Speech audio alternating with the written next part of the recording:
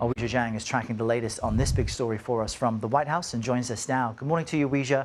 Why, in your view, is the president pushing back so forcefully, both at NATO and now through the administration, against that early intelligence assessment on those strikes on Iran? Well, Errol, it's because right after those strikes happened, before any intelligence assessment, he declared that those sites were completely obliterated. And so he would have to walk back that declaration. And, perhaps he interprets that as not an absolute success, which he has been touting. In fact, he's been going so far to say that any suggestion otherwise, it is an insult to the pilots who carried out the mission. But the one report that we're talking about is a very early assessment. And that cannot be stressed enough because oftentimes these things can change. And remember, we do have 18 intelligence agencies, so there is no conclusive picture yet.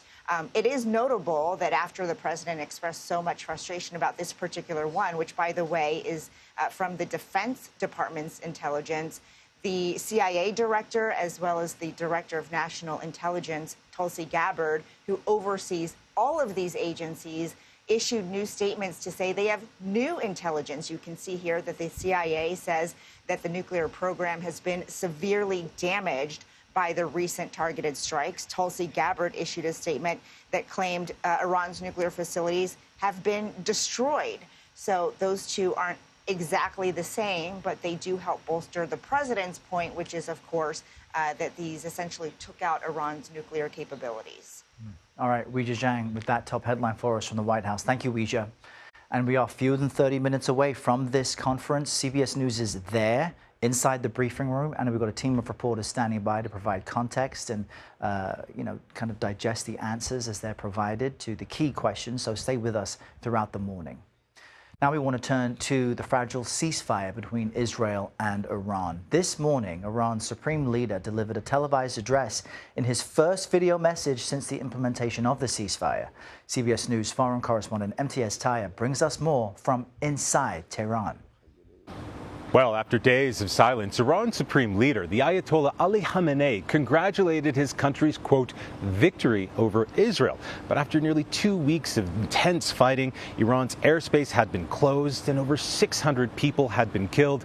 Not to mention, Iran's nuclear program was badly devastated by those massive U.S. strikes. Now, we were speaking to a senior spokeswoman to the Iranian government who acknowledged that her country had essentially ratified a parliamentary vote which would see them withdraw from the Nuclear Non-Proliferation Treaty.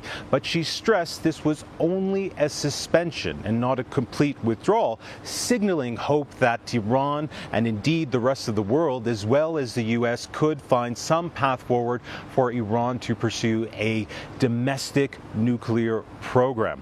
Whatever the case, we've also been hearing from President Trump, who says that the U.S. and Iran could very likely meet for face-to-face talks as early as next week. Whatever the case, the mood here in the capital city is very tense. The last time I was in Tehran was around 5 years ago, and the difference now couldn't be more stark. Despite being globally isolated and under heavy sanctions, this remains a vibrant and cosmopolitan city. But as we've been saying this morning, most businesses still remain shut, and the sense of nervousness is palpable.